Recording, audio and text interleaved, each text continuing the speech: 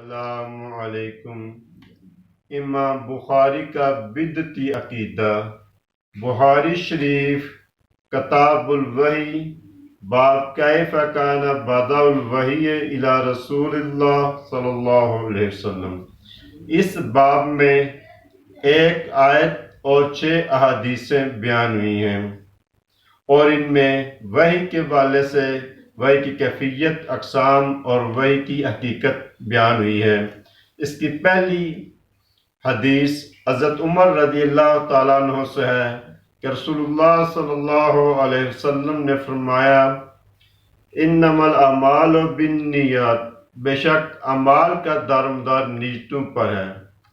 امام بخاری یہ پہلی حدیث لا کر اپنا یہ بدعتی عقیدہ بیان کرنا چاہتے ہیں کہ وحی اور نبوت کسبی ہے، یعنی حضور صلی اللہ علیہ وسلم کے حسن اعمال کا نتیجہ، نہ کہ وحی ہے، یعنی اللہ تعالیٰ کی عطا نہیں ہے۔